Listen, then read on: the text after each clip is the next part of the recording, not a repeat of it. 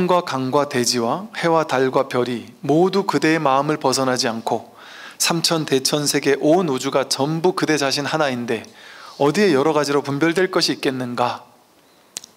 산과 강, 대지, 해와 달 전부 다 이 마음의 일이에요. 여러분, 마음 빼고 그게 있어요? 산이, 내가 산해야 산이 이미지로 샥 떠오르잖아요. 그 어디서 떠올라요? 이미지로 떠오르는 산을 쫓아가는 건 분별이잖아요. 근데 그 떠오르는 그 자리가 어디예요? 여기서 산이 떠오르고, 여기서 강, 여기서 대지 하잖아요. 여기서 해, 달. 이 마음 위에서 모든 것이 드러나죠. 이 마음 위에서 모든 것이 삼라만상 전체가 여기서 오고 가는 거잖아요. 이 마음이 얼마네요? 이 마음이 얼마네요? 이렇게 요만할 것 같단 말이에요. 근데 이게 그런 한계가 진짜 있느냐고 말이죠. 그 한계가 없어요. 그러니까 이 온 우주 전체가, 삼라만상 전체가, 삼천대천세계 전체가, 온 우주가 전부 그대 자신, 우리 마음이에요. 이 마음, 끝간데 없는 이 마음, 이 일이잖아요. 전부 다, 이 삼라만상 전부 다가 여기서 일어나는 일이잖아요. 여기 아닌 곳에서 일어날 수가 있을까요? 없어요. 전부 다 이 텅 빈 허공법신 그 위에 건립되어 있는 거예요. 그 위에 건립되어 있는 걸 지금 보고 있는 거예요, 우리는. 근데 그 본바탕을 못 보고 이 모양만 보니까 여기 있고 저기 있는 것 같죠. 위치가 있는 것 같고. 근데 이 모든 걸 드러내는 그 바탕, 그 마음, 그게 진짜 우리 마음이라니까요. 그러니까 나란 내 마음이 어떻게 이 몸에 제한되는 존재겠어요. 나라는 존재가 어떻게 한국 사람일 수가 있겠어요? 그렇게 제한된 존재겠어요? 온 우주 전체가 통으로 난데 어떻게 우리나라만 좋아하고 애국해가지고 우리나라만 좋아하고 중국 놈들은 싫고 일본 놈들은 아주 나쁜 놈들이고 뭐, 이거는 이 법의 자리에서는 그럴 수가 없어요. 그런 게 없어요. 전부 다 안타까운 한 가족이지. 그렇게 분별망상에 사로잡혀 있는 저 불쌍하고 어리석은 일깨워주고 싶은데 마음이 안 열렸으니까 일깨워줄 수도 없어요. 깝깝한 거죠. 그러니까 지금 저 이스라엘과 저 팔레스타인 저 싸우는 걸 보면 정말 인간의 분별망상 어느 이게 옳다 저게 옳다라는 어느 하나를 집착하는 그 분별망상의 집착이 2000년 넘게 이어오면서 얼마나 너무 말도 안 되는 짓을 서로가 서로에게 하면서, 서로가 정의예요. 우리만 정의고 저놈들은 나쁜 놈이고, 그 말도 안 되는 생각에 사로잡혀가지고, 그러니까 이게 이 친구들 다, 양쪽 다 이 이스라엘이나 팔레스타인 사람들이 나쁜 놈들이 아니고 어리석음이 죄예요. 어리석음 원죄, 하나님의 말씀하신 원죄가 이 사람들이 이렇게 만들었다니까요. 근데 이 원죄를 공부하는 사람들이 지네가 원죄에 사로잡혀 있는 줄을 모르고 그 게임하고 있으니까 분별망상으로 네가 옳으냐 내가 옳으냐, 내가 정이냐 네가 정이냐 이거 가지고 서로 죽이고 그 말도 안 되는 짓을 하면서 저러고 있는 게 얼마나 어이가 없느냐 말이죠. 그러니까 그 분별망상이 위험한 거예요. 그 분별망상은 내가 깨줄 수 있으면 깨주는 것도 좋죠. 근데 못 깨요. 그 준비가 안 돼 있으면. 그러니까 한 생각이 세상을 이렇게 무섭게 만드는 거예요. 히틀러라는 그런 생각을 하는 어떤 사람들이 그 생각을 강하게 믿어버리면 근데 다 죽이는 거예요. 그냥 유대인들을 그냥 몰아가지고 다 죽이는 거예요. 어떤 한 가지 생각이 옳다고 믿으면 그 생각 가지고 상상하지 못하는 일을 벌이는 거죠. 상상하지 못하는 일. 우리는 상상하지 못하는 일. 왜? 그 사람은 내 기본 관념에서는 말도 안 되는 거지만 저 사람에겐 그게 상식이라고 믿어버렸으니까. 제가 이제 얼마 전에 도쿄를 갔다 오면서 그 일본에 대해서 이렇게 공부를 좀 해보다 보니까 그 몇몇 사람들이 일본에 이렇게 아주 그 강한 그 생각을 가진 사람들이 몇몇 사람들이 있었어요. 일본은 신이 다스리는 국가라서 일본은 어마어마한 나라야. 우리가 세상의 중심이야. 이거를 굳건하게 믿으면서 우리는 뭐든지 다 할 수 있는 나라고, 이런 식의 생각이라 이게 겁이 없는 거죠. 그냥 이 세상을 우리가 전쟁을 일으켜가지고 다 우리 밑으로 이렇게 만들어야 되라는 어떤 생각을, 한 아이디어를 누군가가 딱 냈고 그 밑에 제자들을 길렀고, 그걸 지금까지 믿고 있는 사람들의 그 무리들이 정권을 또 잡고 있고, 그러니까 그 중일 전쟁 일어날 때도 그렇고 러일 전쟁 일어날 때도 그렇고 일본이 미국을 진주만 습격을 했을 때도 그렇고요. 그 모든 전쟁이 중국도 러시아도 미국도 상상도 못했던 거예요. 설마. 왜냐면 상식이 아니잖아요. 이거는 일본이라는 작은 나라가 우리라는 거대 중국을 친다고? 이건 상식적으로 말이 안 되잖아요. 그러니까 뭐 일반 사람 생각에서는. 그리고 일반적으로 중국하고 일본이 우리나라에서 야, 우리 문제가 생기면 같이 와서 같이 해주고 다 해결되면 헤어지자.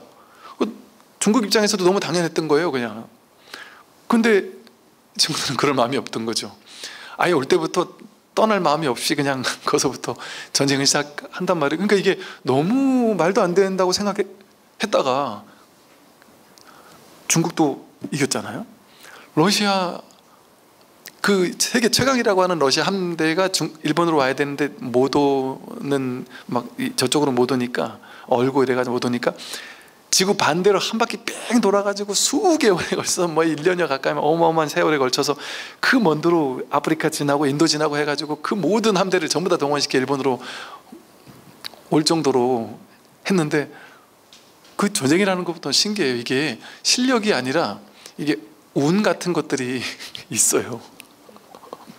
그러니까 그게 확 얘네들이 그 어마어마한 함대가 그냥 뭐 기상도 그렇고 그래가지고 다 졌다니 지고 그러니까 얘네들 확실히 들은 거예요.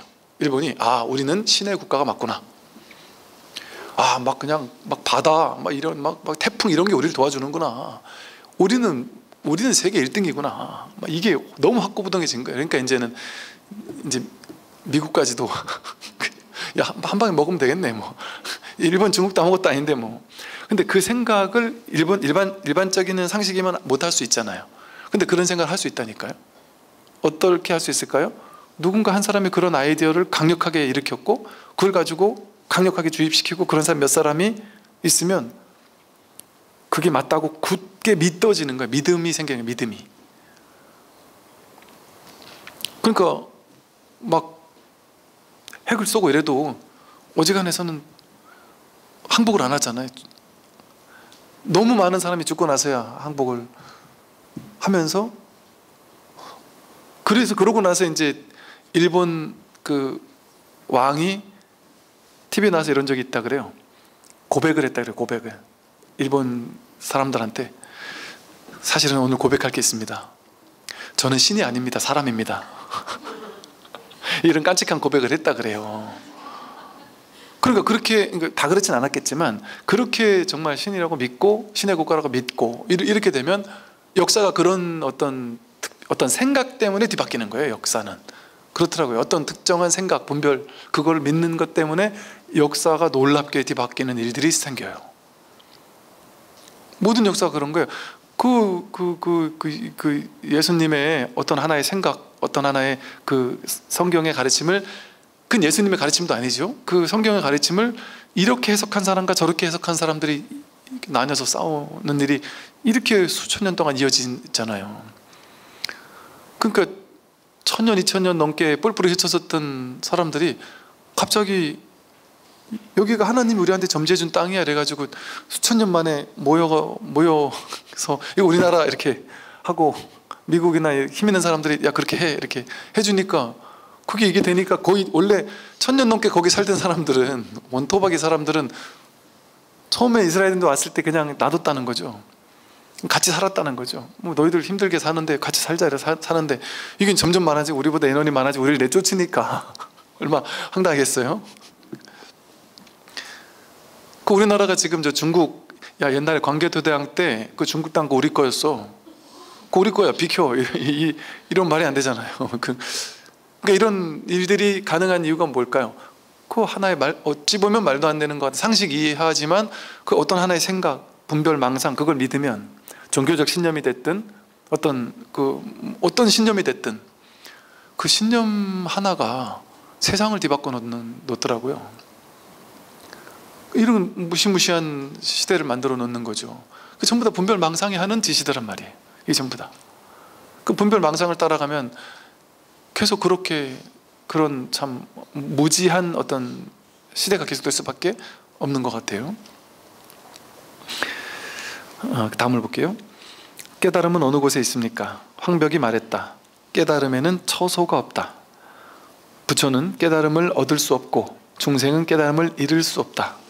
몸으로 얻을 수도 없고 마음으로 구하는 것도 아니니 일체 중생이 곧 깨달음의 모습이다. 그러니까 이런 참 황벽 같은 이런 분들은 다 그래요. 저 육조, 황벽, 임재, 마조 전부 다 와 정말 뛰어나요. 이거 제가 이제 나름 저도 이제 책을 많이 쓰고 하다 보니까 또 책도 많이 읽고 하면서 좀 글 좀 쓴다는 사람들의 책들도 많이 좀 읽어보지 않았겠어요? 근데 글을 이렇게 진짜 지혜의 말을 이렇게 글로 쓸 수 있다는 건 이거는 지금에도 쉽지 않은 일이거든요. 지금의 시대에도 쉽지 않은 일이에요. 그냥 진짜로 이 나무 오염시키는 그런 종이나 쓸데없이 종이나 오염시키는 그런 책들이 너무 많을 수도 있단 말이죠. 그런데 야 진짜 이 시대에 이런 깔끔한 이런 말들을 이렇게 어록으로 남길 수 있다는 건 와 정말 읽을수록 너무 놀라워요. 이 안목이 너무 또 뛰어나고 깨달음에는 처소가 없어요. 어디 장소? 깨닫는 장소 이런 게 따로 있는 게 아니에요. 부처가 있는 장소가 따로 없어요. 마음이 있는 장소가 따로 없어요. 부처는 깨달음을 얻을 수 없습니다. 부처가 얻을 깨달음이 있으면 그 부처겠어요? 나는 깨달음을 얻어야 돼 이런 생각이 있으면 그게 부처겠습니까? 둘인데 깨닫지 못한 게 있고 깨닫는 게 둘로 나뉘어져 있으면 그게 부처겠어요? 그러니까 부처는 깨달을 수 없어요. 중생은 깨달음을 잃을 수가 없어요. 중생은 여러분 우린 중생이잖아요. 우리는 깨달음을 얻어야 돼가 아니고 깨달음을 잃을 수가 없어요. 죽었다 깨어나도. 보통은 죽었다 깨어나도 이렇게 수행해도 부처가 안 되는 것 때문에 막 깝깝하잖아요. 아니라니까요. 죽었다 깨어나도 부처를 잃을 수가 없다니까요. 이게 진실이에요. 부처는 감옥 같아서 부처에서 벗어날 수가 없어요. 부처 감옥에서 벗어나는 게 불가능해요. 부처는 몸으로도 얻을 수 없고 마음으로도 구하는 것이 아니니 일체 중생이 곧 깨달음의 모습이다. 일체 중생이 다 깨달음이에요. 발보리심은 어떻게 내야 합니까? 황벽이 말했다. 보리는 얻을 바가 없으니 다만 얻을 바가 없다는 마음을 내기만 해라. 얻을 바가 없다는 이걸 깨닫는 거예요. 이게 뭐지 도대체? 얻을 바가 없다는 게 뭐야? 이거 깨닫는 거예요. 결단코 한 법도 얻을 것이 없으면 그것이 곧 보리심이다. 결단코 얻을 게 하나도 없으면 그게 진짜 깨달음의 마음이잖아요. 하나라도 얻을 게 있으면 그거는 저것과 이것이 둘이잖아요. 그래서 내가 저것을 얻어야 되잖아요. 그 둘로 나뉘는 분별이잖아요. 근데 한 법도 얻을 게 없다라는 건 어떨 때 가능하겠어요? 완전 불이법일 때 한 법도 얻을 게 없어요. 그냥. 그러니 보리는 머물 곳도 없고 얻는 자도 없다. 깨달음을 얻는 자가 있으면 그건 깨달음이 아니에요. 달마는 인도에서 와서 다만 하나의 마음법을 전하였고 모든 중생이 본래 부처란 사실을 곧장 가르쳤으니 따로 수행할 필요가 없다. 이 마음 하나 전한 거예요. 깨달은 선사가 모든 중생이 본래 부처라는 거 이걸 곧장 가르쳤다. 그 따로 수행할 필요가 없습니다. 지공이 말했다. 세속을 벗어난 눈 밝은 스승을 만나지 못한다면 대승의 법약을 잘못 복용하게 된다. 세속을 벗어난 눈 밝은 스승 이걸 만나지 못하면 대승불교 경전을 아무리 읽어도 잘못 복용한단 말이에요. 안 그렇겠습니까? 인류 지금 1000년 동안이 그랬잖아요. 조사 스님들이 사라지고 난 다음의 시대가 전부 다 그랬잖아요. 지금 이 깨닫지 못하면 수없이 많은 불교 학자들, 교수들, 경전으로 공부한 사람들이 얼마나 많겠어요. 지금 인류 역사상 가장 많겠죠. 지금 경전으로 공부한 사람이 얼마나 많겠어요. 그러니까 경전을, 어제도 도노입대 문론 보니까 그 법사 스님들, 경전을 강의하는 강사 스님들이 스님들한테 경전을 강의하는 스님이니까 얼마나 공부를 많이 했겠어요. 근데다가 금강경을 한 20번 이상 강의했다 하니까, 금강경만 20번을 강의했으면 얼마나 금강경에 달통한 사람이겠어요. 그런데 금강경 구절을 한 구절 한 구절 질문을 하는데 하나도 답을 못해요. 어떻게 가르쳤나 모르겠어요. 어떻게 가르쳤을까요? 생각으로 가르쳤죠. 그러니까 이게 진짜라니까요. 금강경을 20번 실제 그래요. 지금도 그래요. 금강경을 20번 강의한 사람도 금강경의 참뜻을 몰라요. 모르고 강의하는 거라니까요. 모르고 강의해요. 그러니까 강의하는 사람도 대승의 법약을 잘못 복용한 거잖아요. 복용했는 본인은 대승 경전을 공부했단 말이에요. 가르치기까지 한단 말이에요. 근데 본인도 잘못 복용했으니까 남들도 잘못 가르치죠. 그냥 자기 생각으로 억지로 껴맞춰서, 억지로 꿰어 맞춰서 이해한 거예요. 근데 이해 안 되는 부분이 너무 많단 말이에요, 경전은. 그러니까 머리 아프게 억지로 그 이해 안 되는 거를 이해되도록 꿰어 맞힌 일을 한 거라니까요. 그게 대승의 법약을 잘못 복용하는 거예요. 대승불교의 법이라는 약이 있는데 그 잘못 복용하면은 그게 약이 되겠습니까? 약효가 안 나타난단 말이에요. 그럼 어떻게 해야 약효를 볼 수 있겠어요? 세속을 벗어난 눈 밝은 스승을 만나는 것밖에 없어요. 이 세속을 벗어난 이 법을 한번 확인한 사람이 아니고서는 법을 본인이 벗어나보지 못하고서 죽었다 깨어나도 이 법의 자리를 가리킬 수가 없어요. 그래서 머리로만 가르칠 수밖에 없어요. 직지가 할 수가 없어요. 그러니까 이게 공부 방법이에요. 공부 비법이에요. 공부 비법. 비법은 따로 없어요. 이게 비법이에요. 훈수파는 스승에게 물드는 거예요. 그냥. 그러니까 어려운 것도 아니에요. 그 마음을 그냥 확 열고 듣기만 하는 거예요. 그러면 저절로 이심전심, 저 마음이 뭘까 하고 궁금해하고 저걸 자꾸 듣고 있으니까 저 마음, 저기서 확인한 저 마음을 어느 순간 나도 확인하게 되는 이심전심, 염화미소가 나온단 말이에요. 옛날부터 가져온 모든 견해를 반드시 전부 버려야만 한다. 모든 견해, 일체 모든 견해를 전부 버려야 돼요. 옳은 생각 다 틀렸다니까요. 버린다는 게 싹 다 버린다는 게 아니라 쓰면서도 거기에 집착하지 않는 게 버리는 거예요. 그러니까 옛날부터 가져온 모든 견해를 전부 다 버리면 삶의 방식이 어떻게 될까요? 여러분이 누구랑 싸울 일이 없어요. 저절로 무쟁삼매가 돼요. 싸울만 하면 내가 고집을 안 하니까. 나는 내가 법에 대한 안목이 있어도 안목 없는 사람이 막 드세게 싸우면 그냥 그렇군요 알겠습니다 하고 말아요. 그냥 굳이 뭐하러 싸워요. 다툴 일이 하나도 없어요. 자식이, 남편이 이래야 돼 저래야 돼 막 고집을 하면 내 생각과 달라도 내 생각이란 걸 쥐는 생각 견해가 없으니까 한 번, 두 번, 세 번 좀 틀린 생각도 좀 바꾸려고 노력은 해보겠지만 그래도 안 되면 내가 애써서 되는 게 아닌 줄 알아요. 그러니까 그냥 냅둔단 말이에요. 그냥 절대적인 집착이 없으니까. 그러니까 남들과 부딪히는 일이 없어요. 그 남들이 그 사람 앞에 오면 그냥 편안하죠. 왜? 견해를 가지고 싸울 일이 없으니까. 이럴 수도 있구나 저럴 수도 있구나, 저런 사람은 저 견해를 임시로 취하고 있구나, 근데 저 견해를 임시로 취한 줄 모르고 사로잡혀 있구나. 그런데 그 사람이 내가 어디서 사로잡힌지를 깨닫게 해주십시오 하고 딱 마음을 열고 물어보면 얘기해 줄 수는 있지만 그러지 않으면 억지로 얘기해 주지 않는단 말이에요. 억지로 얘기해 줄 일이 없어요.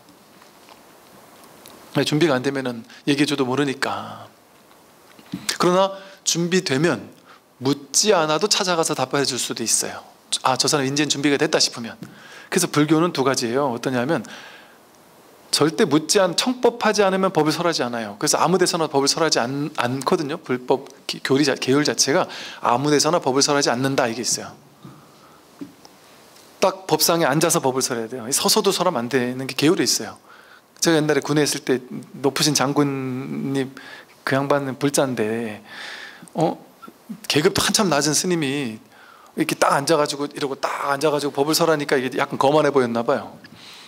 또 제가 공부 얘기할 때는 막 이렇게 강하게 얘기도 하고 뭐 그냥 이렇게 하니까 이게 좀 거슬렸는지 딴 사람 시켜가지고 야, 저 스님 일어서서 설법하시라 그래. 본인이 얘기하는 것도 아니고 시켜가지고 자꾸 태클이 들어오더라고요. 그래가지고 계속 그냥 앉아서 계속 했죠. 아니 차라리 와서 뭐 기차자차 하고 뭐 얘기를 했으면 내가 또 고려해 볼 수도 있겠죠.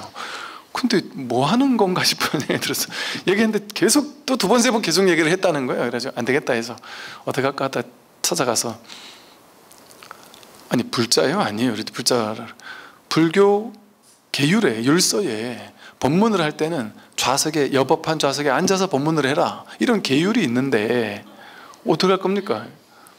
좀 계율대로 해야 됩니까? 장군 말대로 해야 됩니까? 그랬더니 아유 죄송합니다 하면서 아 제가 꼭 그런 얘기가 아니고 그냥 뭐 이렇게 지나가면서 하는 말인데 그걸 또 스님 또 어떻게 들으셨어요? 하면서 뭐 또 이렇게 얘기를 하시길래 그냥 그것을 일단락이 됐는데 이 뭔가 뭐랄까 이렇게 그렇게 하는 이유가 뭐겠어요? 우리 또 이래요. 어떤 분들은 이제 그 정도는 애교로 봐줄 수는 있는데 또 지휘관 분들하고 참모들하고 앉아서 밥을 먹는단 말이에요. 어떨 땐 그럴 때가 있었어요.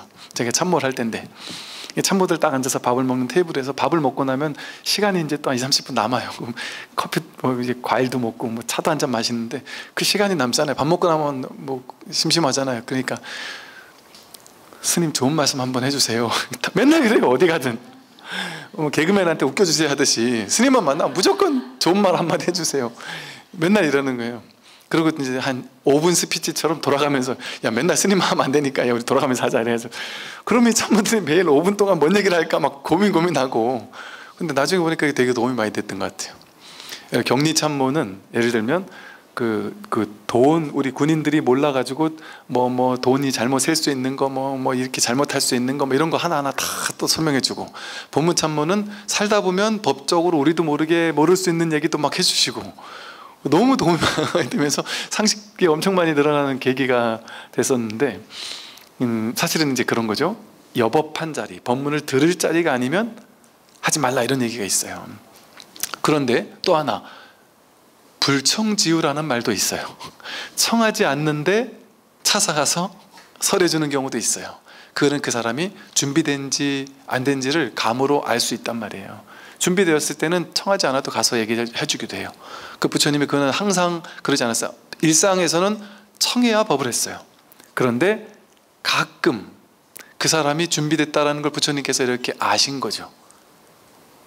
그러니까 우리는 야 부처님이 도가 깊으셔서 저 멀리 있는 사람이 뭔가 이게 아는구나 이럴 수도 있겠지만 우리도 그렇잖아요. 우리 도반들하고 공부하다 보면 그 도반들의 이렇게 그냥 별것 아닌 일거수일투족을 보면서도 저 도반이 몰라보게 공부가 많이 됐는데 이런 걸 나도 모르는 어떤 감으로 느낄 때가 있어요. 그리고 저 사람이 이제 준비가 된 것 같은데 이런 걸 느낄 때가 있어요. 그래서 부처님이 그런 경우에는 이런 경우가 있었어요. 한 서너 번 있었어요.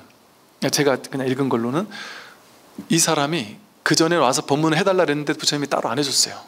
그냥 준비가 안 된 거예요. 그냥 약간 거만한 마음으로 그냥 이렇게 한 건데 답을 안 해줬단 말이에요. 그런데 이제 때가 됐다 싶어서 부처님이 때가 됐는데 이 사람이 오늘 죽을 인연인 거예요. 그 부처님이 그걸 찾아가서 법문을 설해주고 깨닫게 했단 말이죠.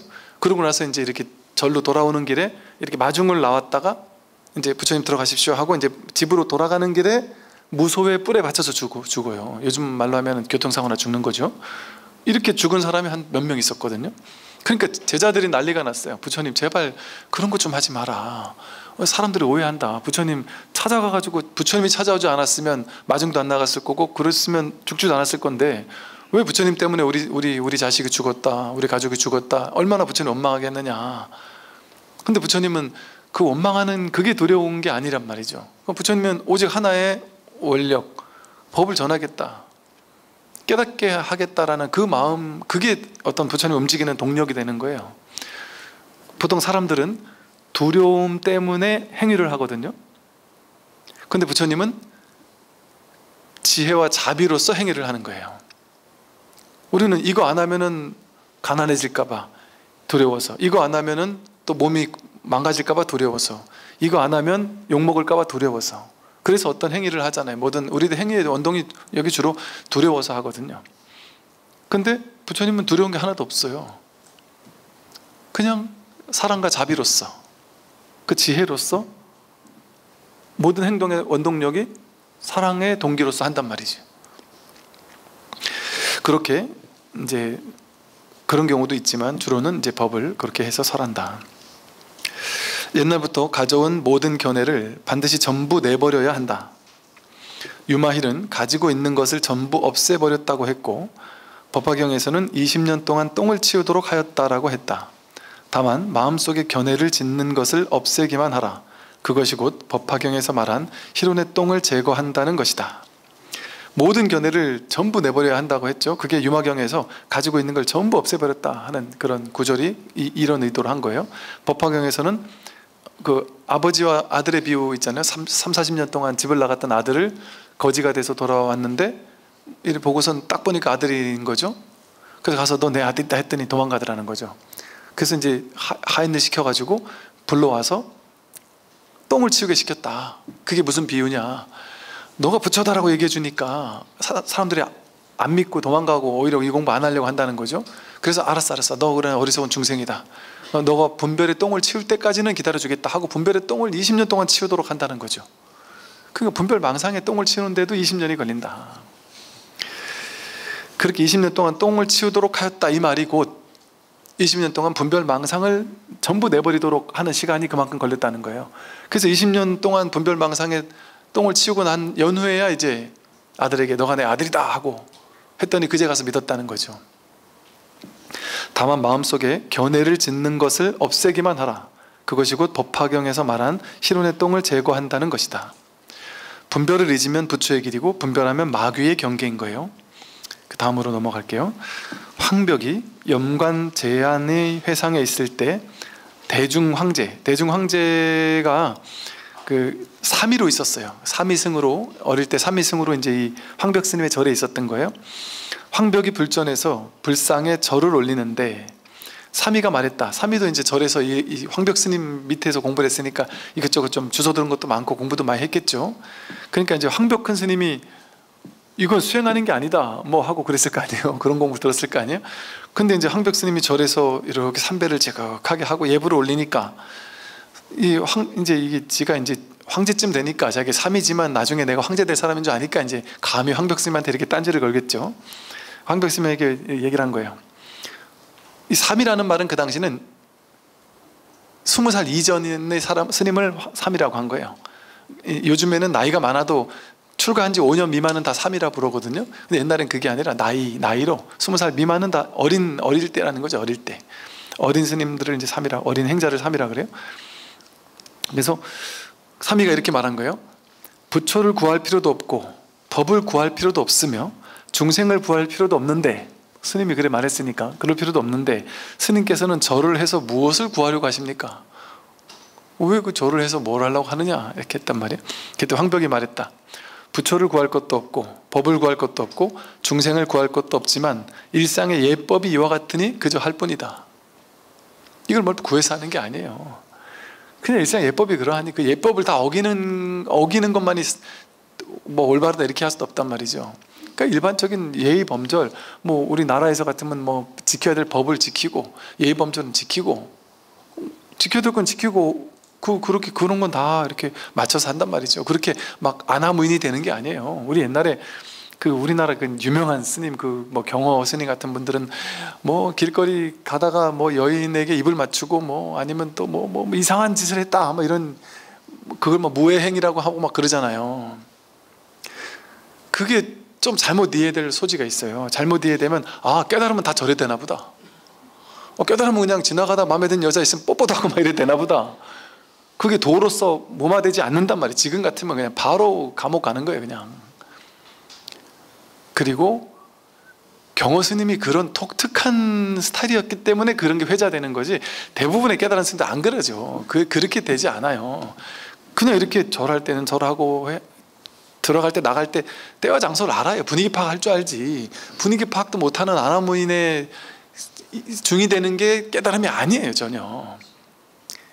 이런 말 어떨지 모르겠지만 아마도 그럴 거예요. 경호 스님이 그런 행동을 했을 때는 경호 스님이 아직 이 깨달음의 안목이 푹 익지 않았을 때일 확률이 높아요, 사실은. 그렇게 안 한단 말이에요. 푹 익지 않은 그 상황에서 그런 행동을 했을 수가 있고요, 첫째는. 그리고 그 행동조차도 그 스님이 이 공부하기 이전에 업습하고도 연결돼 있을 거예요. 그러니까 어찌 보면 그건 풀리지 않은 어떤 자신의 트라우마 같은 거죠. 그러니까 자신이 좀 갈고 닦아서 좀 원만하게 해야 되는데 아직 그걸 다 하지 못한 부분들이 드러난 거라고 봐요. 근데 그거를 인정을 못하는 거예요. 보통 이제 안목이 없으면 왜 인정을 못하느냐 하면 깨달으면 완벽해진다 이렇게 생각하니까. 깨달으면 완벽해지는 게 아니에요. 겉으로 봤을 때 자기가 그 업습을 조급하는 동안은 그 자신의 그 오랜 성격이라든지 이런 것들을 단박에 그렇게 깔끔하게 해결되지는 않아요. 않아서 그 문제를 다 안고 있습니다, 사실은. 솔직히 톡 까놓고 말하면 공부 많이 한 스님들 다 그래요. 그래서 깨달았다 하는 어른 스님들도 바로 옆에서 겪어본 스님들은 알죠. 이제 우리끼리는 다 알죠. 근데 그 얘기를 굳이 신도님들 앞에서는 안 하죠. 왜? 환상을 깨주기 싫으니까. 그러니까 그게 사실은 이제는 드러내도 되는 거예요. 왜? 그게 문제가 아닌 거예요. 원래가 그런 거예요. 그러니까 옛날 어른 스님들은 본인도 그런 걸 아니까, 이 업습을 조급받는데 너무 오랜 세월이 걸린다는 걸 아니까, 이게 예를 들어 사회생활을 예를 들어 좀 안 좋은 습관이 있다든지 뭐 이런 사람들은 한동안 그게 계속될 수 있어요. 뭐 예를 들어 막말하는 습관이 있다 이러면 신도님들한테 막말하는 스타일이 될 수도 있어요. 어쩌면 또 본인이 또 이렇게 괜히 또 막 아나무인 돼가지고 막 더 그럴 수 있는 소지도 있단 말이죠.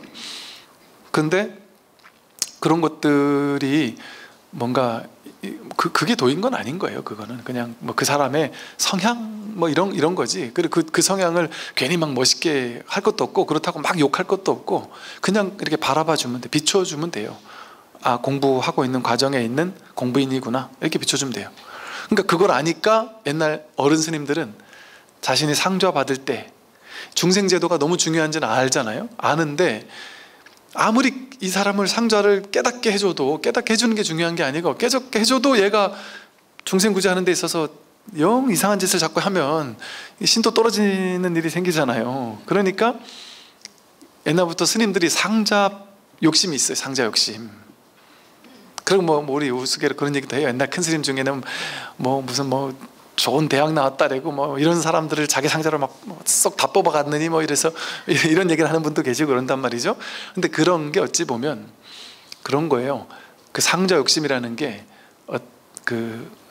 사람이 좀 반듯하, 성품도 그렇고 뭐 탐진치 삼독도 본래 좀 많지 않은 사람들이 있어요. 좀 그러고 뭔가 좀 성품도 그렇고 외모도 그렇고 누가 봐도 좀 이렇게 좀 반듯하고 누가 봐도 이렇게 좀 괜찮은 사람을 포교시켜서 이 법을 깨닫게 하고 나면 얼마나 거룩해지겠어요. 원래가 거룩한 사람이면 그러면 교화하는데 훨씬 도움이 될 거 아니에요. 그러니까 스님들이 상자 가지고 싸우는 거 가지고 뭐 나중에 저 스님 뭐 욕을 하고 이러기도 하는데 한편으로는 또 이해가 가는 측면도 있기도 하단 말이죠.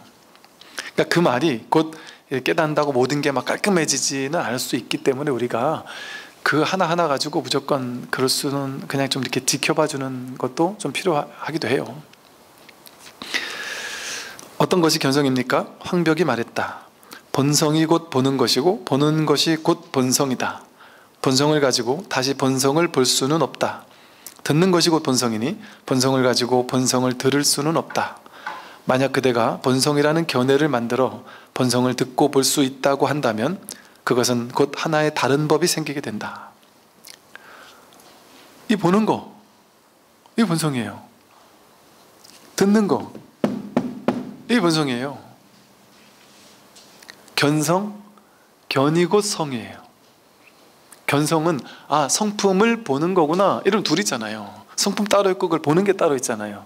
그건 진짜 견성이 아니고 견이 곧 성임을 깨닫는 거. 이 보는 이게 견성이 성품인 거예요.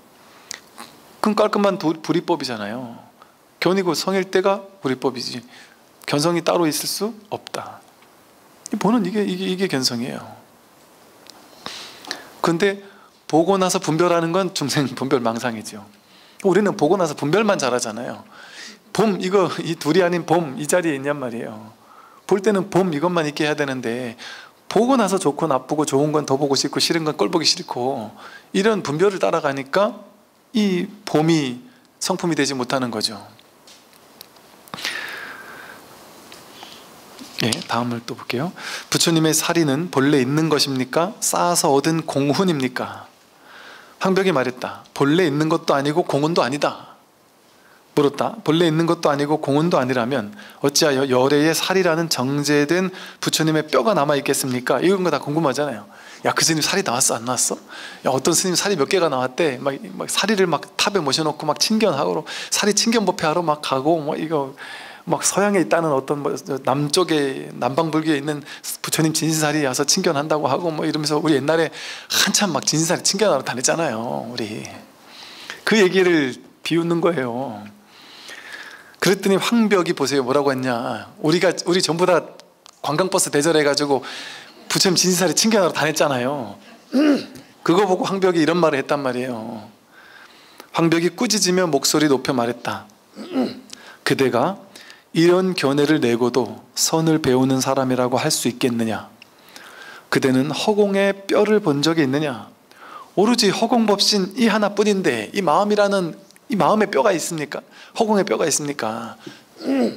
여기는 한 물건도 붙일 수 없는데 부처라는 것도 쓰레기에 불과한 건데 여기 그런 살이니 뼈니 이런 거를 이게 어떻게 있을 수 있냔 말이에요. 부처님의 마음은 허공과 같거늘 무슨 뼈를 찾는다는 말이냐? 말도 안 되는 소리인 거예요. 사실은 이 선의 안목에서는 물었다. 지금 이렇게 사리를 보고 있는데 이것은 무엇이란 말입니까? 황벽이 말했다. 그대의 망상하는 마음으로 인해 사리를 보는 일도 있는 것이다. 여러분 사리 봤죠? 옛날에 사리 본 기억나죠? 그죠? 그 진짜 사리 본 거 맞아요? 맞을까요? 아닐까요? 이거 진짜 사리를 본 게 아니고 내 망상하는 마음을 본 거예요. 왜 그럴까요? 내가 이거는 2500년 전에 부처님의 살이야 하고 믿고 본 사람은 그게 2500년 전에 부처님의 진짜 살이라고 믿는 사람은 그렇게 믿겠죠. 그죠? 근데 어떤 사람은 에이 설마 이게 2500년 부처님 살이겠냐 그 말도 다 썩어 없어졌겠지. 부처님 재행무상이라 해서 다 변해간다고 했는데 살이가 지금까지 2500년 남아있을 리가 있어 하고 막 그냥 어디서 어떤 살이 그냥 어떤 스님에게 나온 살이를 그냥 이렇게 사기치는 거겠지 하면서도 알면서도 그냥 속아주는 거죠. 한번 이렇게 다 합장하고 삼배하고 봐주고 그런 사람도 있겠죠. 그죠? 그런 사람에게는 이게는 그냥 부처님 살이 아니겠죠. 그냥 뭐 어떤 스님 살이쯤 되겠죠. 그죠? 그런데 또 이제 어떤 이제 타종교 이걸 안 믿는 사람이 왔어요. 보면은 야 이게 뭔 살이냐 불교 신자들 다 이상한 사람들이야. 그냥 뭐 무슨 구슬 같은 거 어디서 주워가지고는 이렇게 생각하는 사람도 있을 거 아니에요. 그럼 그 사람에게는 이건 부처님 사리가 아니죠. 그죠? 그럼 살이 이 물건 자체에 사리가 따로 있어요? 이걸 보는 사람에게서 부처님 사리일 수도 있고 부처님 사리가 아닐 수도 있는 게 규정되는 거 아니에요? 안 그렇습니까? 부처님 진짜 살이 뭐겠어요? 이 산하대지 전부 다 부처님 살이 아닌 게 없잖아요. 이게 부처님 살이잖아요. 어떻게 그것만 부처님 살일 수가 있겠어요? 그러니까 부처님 살이라는 거는 자기 마음에서 살이라는 마음에서 살이야라고 망상을 가지고 그 믿음을 가지고 그 생각을 가지고 이건 진짜 부처님 살이라고 믿고 보니까 그게 진짜 살이고 안 믿는 사람에게는 살이가 아닌 거죠. 그리고 또 고승의 기준은 사리가 나오느냐 안 나오느냐 몇 개가 나오느냐가 고승의 기준이라고 믿는 생각을 가진 사람은 사리가 많이 나오면 고승, 사리가 조금 나오면 이제 계급이 나뉜단 말이에요. 거기서 사리 개수 가지고. 근데 사리도 이게 이걸 내는 방법이 있고 그걸 또 잘하는 이게 방법이 기법이 있단 말이죠. 그러니까 기법을 잘해서 이렇게 하면 또 이게 또 나오기도 하고 또는 뭐 별의별 얘기가 있죠. 마치 저것과 같죠. 우담바라 사건 때문에 옛날에 막 한창 막 우담바라 보러 막 버스 대절해서 막 그냥 갔잖아요. 근데 또 나중에는 그게 뭐 풀잠자리 아리라고도 하고. 제가 우담바라 막 한창 유명할 때 제가 그 경기도 전방지역 부대 법당에 있었거든요. 근데 우담바라에서 막 난리예요. 그래서 그런 게 있나 보다 했는데 보니까 제 방 창문 앞에 우담바라가 쫙 펴 있는 거예요. 그래가지고 이제 야 이게 걸레로 이렇게 쓱 닦을까 하다가 그냥 닦으면 좀 심심하잖아요. 그래가지고 이제 신도님들 오셨을 때 법회 끝나고 이제 공양하러 들어가기 전에 일로 와 보시라고. 그래가지고 이거 봐라 우담바라. 요즘 신문 TV에서 보셨죠? 우담바라입니다. 우담바라. 그러니까 막 사람들 우와 스님 방에서 그 손으로 그냥 확 찍어버렸단 말이에요. 이게 무슨 우담바라냔 말이에요. 그거는 자기 마음이 우담바라 아니에요. 자기 마음에서 우담바라야 이러면 그 마음이 우담바라지, 그 자기 마음이 만들어낸 망상 아니에요? 이 황벽스님이 말씀하신 이렇게 말하는 게 법이겠어요? 진짜 불교겠어요? 아니면 우담바라 보러 오세요 하고 광고에서 버스 대절에서 오게 하는 게 법이겠어요? 진짜 법이 뭐겠냔 말이에요. 황벽의 이 법이 찐의 법이 아니겠냔 말이에요. 근데 이제 이런 법을 얘기를 하면 욕먹고 그런 걸 얘기하면 욕을 안 먹는단 말이죠. 이런 참 뭐랄까 이런 옛날 선사 스님들의 가르침은 정말 통쾌하기가 그지가 없어요. 아주 그냥 딱 법의 안목에서 우리의 그 잘못된 망상을 확실하게 깨뜨려 주는데 너무 맞잖아요. 우리같이 그냥 모르는 사람이 봐도 맞잖아요. 이거 망상이잖아요. 살인지 아닌지. 내가 살이라고 하면 살이고 아니라고 하면 아닌 거지. 그게 나에게 달린 거지 진짜 거기에 달린 거냔 말이에요. 그거에 달린 거냔 말이에요. 그게 진짜 살이냐 아니냐 그 진위 여부가 중요하냔 말이에요. 내가 마음으로 믿냐 안 믿느냐에 따라서 다른 거죠. 어떻게 하면 계급에 떨어지지 않습니까? 하루 종일 밥을 먹지만 한 알의 밥도 씹은 적이 없고 하루 종일 오고 가지만 한 뼘의 땅도 밟은 적이 없다. 이러할 때는 나와 남이라는 개념도 없다. 하루 종일 온갖 일을 행하면서도 어떤 경계에도 속아서 얽매이지 않는다. 그렇다면 비로소 자제한 사람이라고 한다. 순간순간 어떤 모습도 보지 말라. 과거, 현재, 미래를 분별하지 말라. 과거는 지나가지 않고 현재는 머물지 않으며 미래는 오지 않는다. 마음을 내려놓고 밖으로 나돌아다니지 않아 태연히 집 안에 편히 앉아 지내며 인연 따라 그저 흘러가면서 얽매이지 않는다면 비로소 해탈이라고 한다. 노력하고 또 노력하라. 이 문중에 1000사람, 10,000사람 가운데 단지 3명에서 5명만이 깨닫는다. 만약 정진하지 않는다면 재앙을 받는 날이 올 것이다. 하루 종일 밥을 먹지만 한 알의 밥도 씹은 적이 없어요. 평생 80년 인생을 살아가지만 산 바가 없어요. 모든 일을 하지만 그 일을 하는 바가 없어요. 이렇게 살아있잖아요. 그래서 모든 일을 다 하잖아요. 근데 하는 바가 없어요. 이 모양의 세계에서는 모든 일을 다 하는데 모양이 나온 이 바탕, 이 마음, 여기는 항상 정멸이에요. 모든 일이 다 있는데도 한 일도 벌어진 일이 없어요. 그래서 전부 다 모든 일을 현실에서는 다 하고 있단 말이에요. 다 하고 있고 거기에 울고 웃고 이 일도 하고 저 일도 하고 세상 다 해요. 다 하는데 뭐랄까 이 모든 것이 꿈인 줄 알고 그 꿈을 그냥 가지고 노는 거예요. 그냥 꿈의 세계를 그냥 사는 거예요. 그냥 무게감 없이 심각함 없이. 그러니까 다 사는데 사는 바가 없는 거예요. 하는데 하는 바가 없는 거예요. 나와 남이라는 게 없어요. 여기는 나와 남이, 이 마음에 나와 남이 없단 말이에요. 전부 다 이 마음 하나 써가지고 보고 듣고 하고 있으니까. 이 허공, 무변 허공과도 같은 이 마음 하나를 우리 모두가 지금 다 쓰고 있잖아요. 이거 써서 말하고 이거 써서 듣고, 이거 하나가 우리예요. 우리의 본래 면목이에요. 이거 하나가.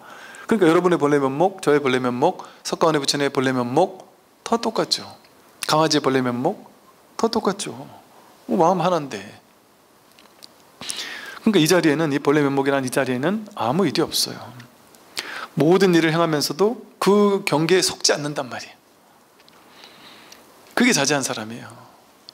그 속지 않는 게, 부처님이 사리불가 목건년이라는 두 상수 제자가 죽었어요. 먼저 죽었어요.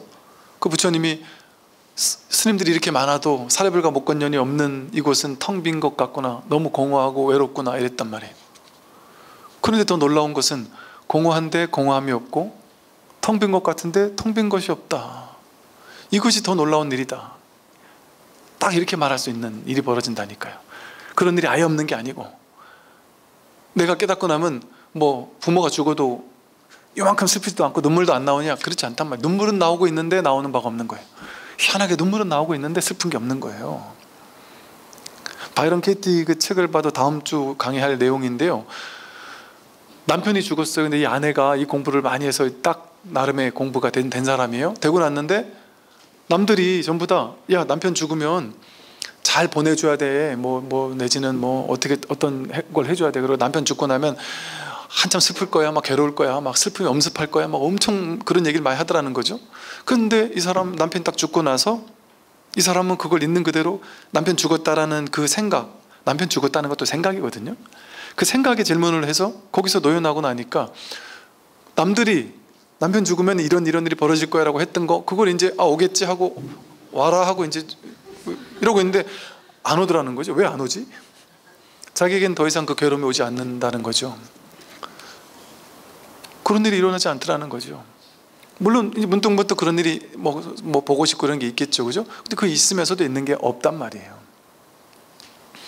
그렇기 때문에 요즘 제가 그런 설법을 좀 종종 해서 그런지 자녀가 먼저 죽거나 뭐 사랑하는 사람이 먼저 죽거나 이런 분들이 아주 좀 많이 찾아들어오긴 하시는데 답이 없어요. 내가 너무너무 사랑하는 사람이 죽으면 죽을 때까지 못 노연하더란 말이죠. 맨정신으로는 그 죽을 때까지 자식이 죽었는데 뭐가 좋은 게 있겠어요? 뭐가 재밌는 게 있겠어요? 돈 버는 게 재밌겠어요? 성공하는 게 재밌겠어요? 아무것도 없다니까요. 그냥 그 허망함 뿐이에요. 그냥 그 사람은 답이 없어요. 유일한 답은 이 공부에서 깨닫는 것밖에 없어요. 왜? 그래야만 그 사람을 되살릴 수 있어요. 어떻게 되살려요? 내가 바로 그 사람이구나, 그 아이는 죽지 않았구나라는 걸 명백하게 깨닫는 거예요. 여기서 이 아이는 살아있구나, 나로서 살아있구나라는 게 너무 명백해지니까 서글퍼도 서글플 게 없는 자리를 딱 확보한단 말이에요. 그러지 않고서는 이게 많은 사람 만나보니까 이 괴로움이 이 분별하는 생각을 가지고는 해결이 안 되더란 말이죠. 분별하는 마음으로는 해결이 안 돼요. 그러니까 참 우리나라도 그런 장수가 아마 있었죠. 이게 우리나라 이제 전쟁에서 질게 뻔하니까, 너무 전쟁에 질게 뻔하니까 배수진을 치고 가면서 가족을 죽이고 가는 사람도 있고, 뭐 그거는 어차피 이게 전쟁에서 지면은 모욕당할까봐 그랬다는 건 또 이해가 가는데, 또 일본에는 내가 약간 이렇게 내가 뭐라 그러죠? 내가 확실한 사람이라는 걸 보여주기 위해서, 보여줘가지고 그래야 내가 그 자리에 올라갈 수 있기 때문에 그걸 확실하게 보여주기 위해서 자기가 넘버원이 되기 위해서, 그걸 증명하기 위해서 그냥 자식과 아내를 죽인 그런 사례도 있더란 말이죠. 그럼 말도 안 되는 일들이 그 한 생각에 사로잡히면, 어떤 욕망에 사로잡히면 그런 일이 벌어진다니까요. 그러니까 신기하게도 말도 안 되는 페류나 같은 짓을 하는 사람은 임금들이죠. 다 역사상 자식을 죽이고 형제를 죽이는 놈들은 다들 많이 쥔 사람들이란 말이에요. 그리고 형제간에 난이 일어나니 이런 얘기 나오잖아요. 왜 난이 일어나겠어요? 돈이 너무 많으니까. 수조 원, 수천억 원 있으면 그 좀만 싸우면은 막 몇백억, 몇천억이 왔다 갔다 하면 안 싸우겠어요? 그러니까 과도한 욕망이 있는 사람들은, 우리는 보세요. 내 사랑하는 사람이 죽고 나면 죽을 때까지 묵고 사느라고 파묻고 살잖아요. 그런데 어떤 사람은 자기가 죽이기도 한단 말이에요. 이게 말이 되냔 말이에요. 그러면 그 말은 무슨 말이에요? 사랑하는 사람이 죽는다는 것은 무조건 죽을 것 같은 괴로움일까요? 그것도 생각 아닐까요? 그것도 생각 아닐까요? 어떤 생각을 믿는 사람은 내가 죽이기도 한다니까요. 또 어떤 사람은 똑같은 일이 벌어지는데 덜 괴롭고 어떤 사람은 더 괴로울 수도 있잖아요. 그게 인연 따라 생겨나는 거예요. 그건 고정된 어떤 실체적인 뭔가가 있는 게 아니죠. 과거, 현재, 미래가 없어요. 과거, 현재, 미래가 다 생각이에요. 전부 생각이 그냥 눈앞에 이것뿐이잖아요. 과거, 현재, 미래, 이게 과거, 현재, 미래에서 여기서 지금 이렇게 일어나는 거지, 그런 게 어디에 따로 있겠습니까? 이게 태연이 집안에 편안히 앉아 지내는 게 여기가 집이거든요. 자기 집. 딱 이 근원의 자기 본래 집. 자기 집으로 돌아오는 공부거예요. 이렇게 하게 되면 인연 따라 흘러가면서도 얽매이지 않아요. 인연 따라 흘러가요. 그냥 부자도 됐다 가난하게도 됐다 이 일도 하고 저 일도 하고 이 일도 만나고 저 일도 만나고 다 한다니까요. 부처님이 사는 세계가 다른 세계가 아니에요. 그냥 지금 이대로 그대로 가요. 그런데 마음에 괴로움이 없을 뿐이에요. 그냥 가볍게 이 모든 일을 한단 말이에요. 1000사람 만사람 가운데 3에서 5명만 깨닫는다. 이게 아마 견성후 보임해서 원만한 깨달음 이룬 사람을 말하는 걸 거예요. 그냥 깨닫는 거야. 뭐 진짜 1000사람 만사람이면 1000사람이면은 몇백 명이 깨달을 수도 있어요. 어쩌면. 근데 이걸 원만하게 익어가게 해서 정말 온전하게 딱 확고부동한 증오에 딱 뿌리 내리게 하는 것은 쉽지 않은 일일 수 있어요. 그러니까 오래오래 공부를 해야 되는 것이죠. 오늘 여기까지 말씀드리겠습니다. 성공하십시오.